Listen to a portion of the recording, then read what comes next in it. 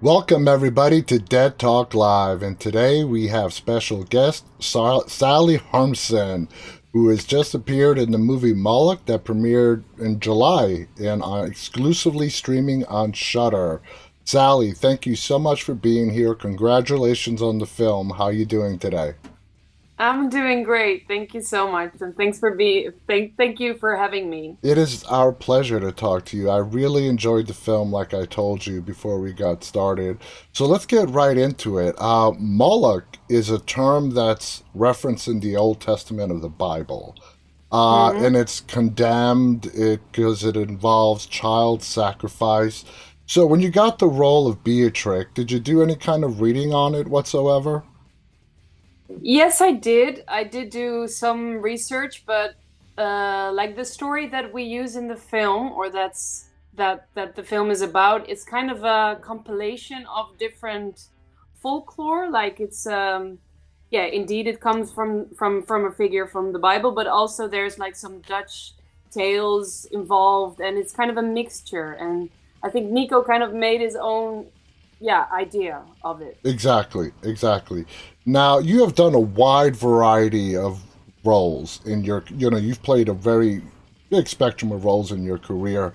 What is it like being the lead in a horror movie and carrying that burden where you are there like 95% of the time on camera? I loved it. I really, really love horror, and especially this film is like it's also a psychological thriller, so it has a lot of depth to it. And for me, that's very amazing as an actor to play like a character that really goes through so much, and also kind of evolves during the story.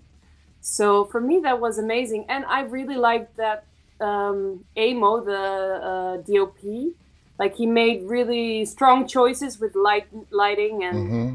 like the style. And I'm a real film nerd, and I really like it when there's like big decisions being made creatively, and everybody did that. So yeah, I was super Exactly.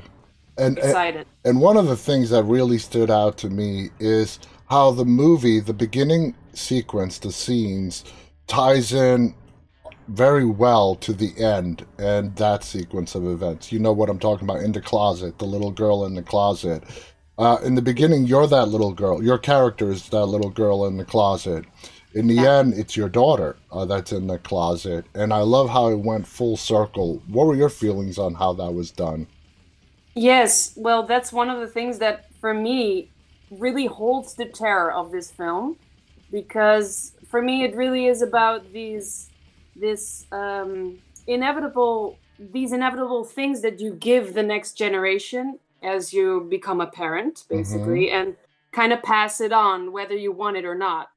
And in this film, that kind of has the I don't want to spoil too much, I know. but You got to in this tiptoe around it.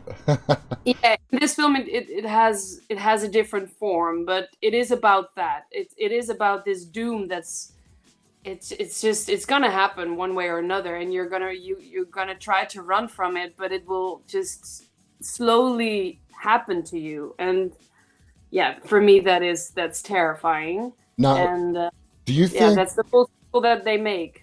do you think that Beatrix, after suffering that childhood trauma and she moves to New York, she sort of blocks it, represses it in her memory until she comes back to her hometown?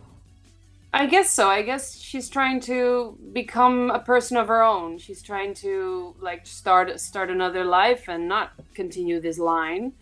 Um, but one way or another, she is being called back basically, and she has to come home, and things happen, and yeah, then she has to take care of her parents, and she's tied to the place and tied to Exact. the house, to the family. Now, when we see Beatrix as an adult back at her hometown, how would you describe the character? She suffered tragedy. She lost her husband, and she ends up going back from New York to the Netherlands. What kind of state of mind do you think your character is in at that point? I think she is very much a survivor. So she is emotional, but not that much. Like she just continues. She just gets on with it. Basically, she's quite tough, and she's someone who doesn't really please anyone. So when somebody's trying to make a joke or and she doesn't think it's funny, she won't laugh, which I think is very funny as a character. Very dry. But yeah, I think that would describe her the best. That she's really is a survivor, and she just gets on with it. She's not pitying herself, but she just goes on with life. One of the big underthemes of this film is about a family curse that has been following your family, and that's the presumption. As we go through the film, and you shot the film, read the script, and whatnot. Do you think it really is a family curse, or is it a curse on the town itself? Oh, that's a good question. I think both. I think, yeah, I think both, but I think this is kind of a symbol for all the families also in the town. I think every family in the town you could tell a similar story about, but we just zoom in on this family. Yeah. So I think that's what the situation is. But also the members of the town, they're also involved. The community is also involved. But yeah, I think the subject of the movie is more about the family curse that just continues and continues, whether you want it or not. And the Moloch, on how it was portrayed to us, with like you mentioned in the beginning, taken from little bits of parts of here and folklore there and put together into this entity that was really unique. It's sort of, in my opinion, it's not really your family that was cursed, but it's whatever family the Moloch is attached to at the moment that is cursed. And it goes from that family to the next family and so on. So in the movie, there's an archaeological dig going on in the town, and women's bodies are being discovered in their graves with their necks slit vertically. Now, do you feel like the town has been supporting the ritual, the Moloch, whatever you want to call it, for as long as it's been there? Yeah, yeah. I think the people of the town is kind of a sect also. They support it. They it's kind of a god to them. So for them it's important that it keeps being fed, maybe also from moving to another family. Yeah. Because all the women that are being found are from the same family. So it's just one generation apart every time. But probably, if they would not support it, it would move to another family. I think you're right at that. That's very, very interesting. I haven't thought about that, Yeah, and, New door. going back to the mashup of making the Moloch that we see in this movie, it's great. It's taken from like a term and sort of a mention in the Old Testament of the Bible, and then mixed in with sort of paganism as well, to bring us this demon, whatever you want to call it. We don't really know what it is. Now, there's a big story within a story about families and betrayal in Moloch. Do you think Beatrix had, by the time we get to the third act, do you think your character is catching on as far as your family and their involvement in what's going on in that town? What do you mean exactly? Like, I'm trying not to give away spoilers as well. Your family, and the families and betrayal that we see within your family, as the movie progresses, do you think your character has realized your family's involvement with the town's cover-up of this? Yes, I think she is suspecting something. Yeah, she is suspecting things because she finds out that her mother is not saying certain things that she should be able to know. Yeah. And she's not being taken seriously with everything that she tries to investigate, whether it be the sickness of her mom or the bodies that are being found. The only person who actually takes her, he also in the first place doesn't take her seriously, is the archaeologist. Yeah. But yeah, no, I think she's definitely, her panic rises once she has the idea that her family also is covering up certain things. Exactly. I think she can trust her father. And that's another great thing about this film, is that we're sort of thrown for a loop where we don't know who to trust and who not to trust. Who's the good guy, who's the bad guy. And it's all revealed in the ending. And just jumping forward to that ending scene where you're in that bedroom and surrounded, what was it like filming that scene? Very technical.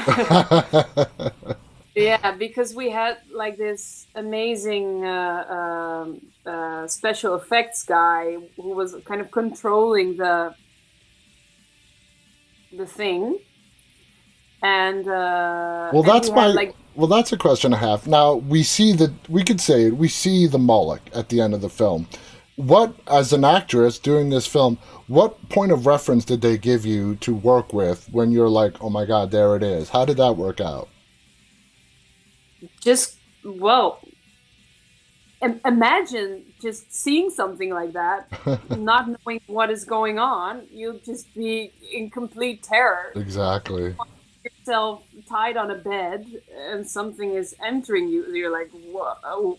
It's complete horror, I guess. Yeah, I guess it's quite simple that way. Like, it's just terrifying. You're like, what the hell is going on? And but it all gets explained in that ending scene. But it's also very emotional because the mom, she is present as well, and she takes her life. So it's also very emotional. So it's very, very double. It's not only fear, but it's also disbelief and grief. So many things. Exactly.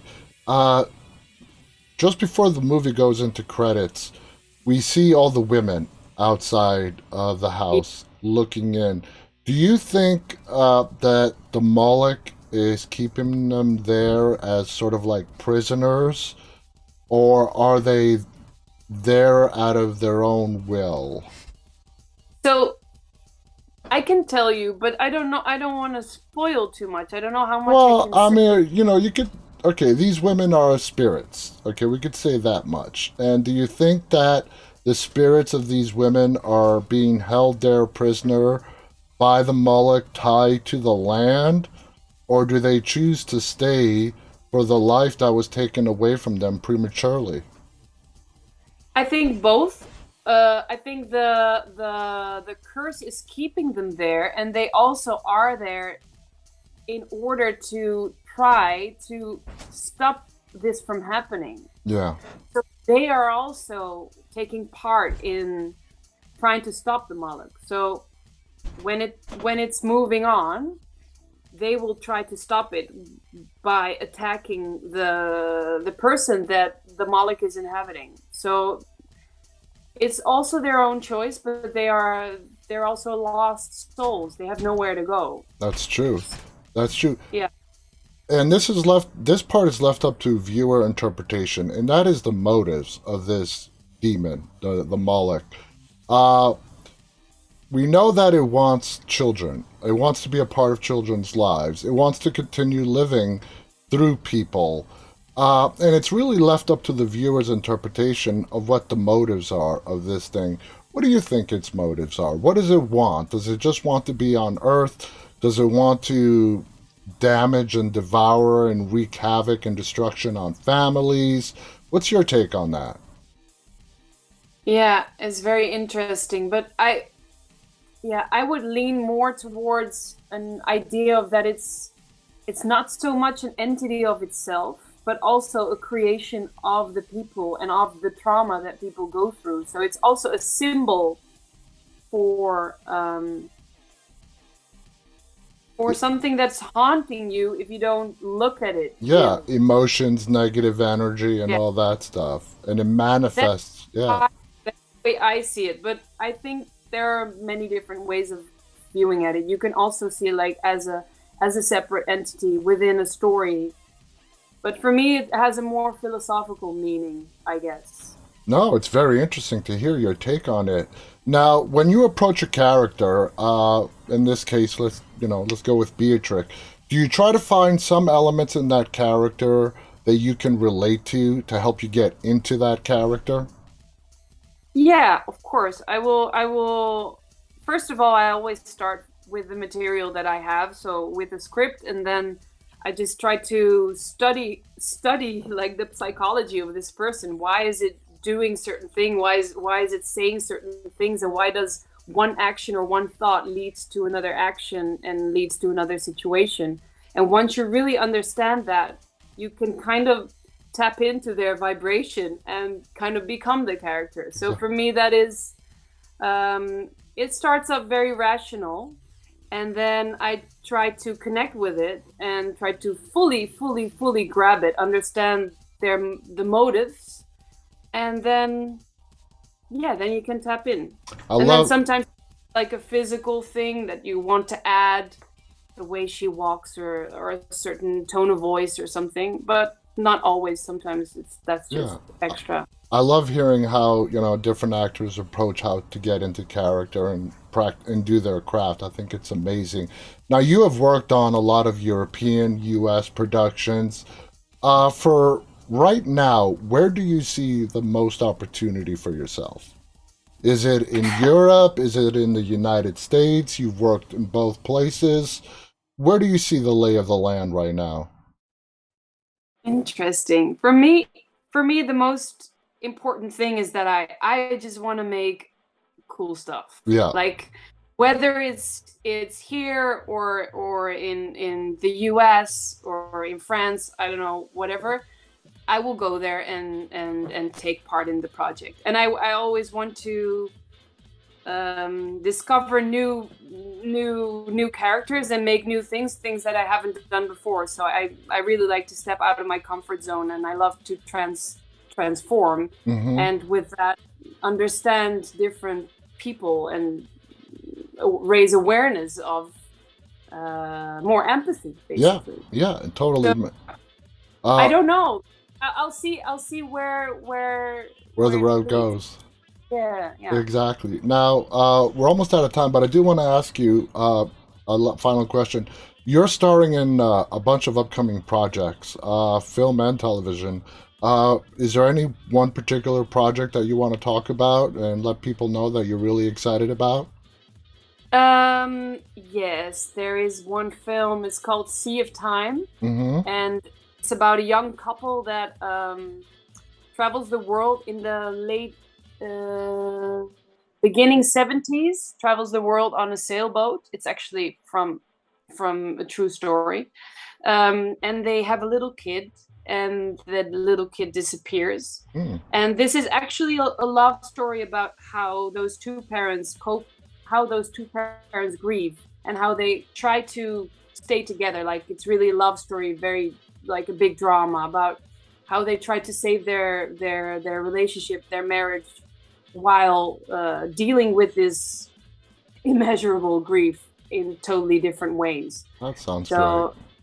Yeah, it's a very, very beautiful film. It will be opening the Dutch Film Festival next week, so I'm pretty excited about that. Speaking of distributors, did you know right away that Moloch was going to be a Shudder exclusive, or was that just not known until later on? No, that was a surprise, but Yeah. I'm very happy with that. Exactly. I mean, Shudder is part of AMC, one of the biggest studios out there. So anyway, Sallie, congratulations on the film. Thank you so Guys, if you have not watched it yet, it's available right now on Shudder, AMC Plus. It's called Moloch. It stars Sallie Harmsen here. You will not regret watching this film. It will keep you on the edge of your seat. I want to thank our guest. I want to thank all our viewers, those who are tuning in live, and those of you who will tune in later on. Sallie, again, big thank you. On behalf of Sallie and myself, guys, stay safe and stay walking. Bye-bye. Thank you. Bye-bye.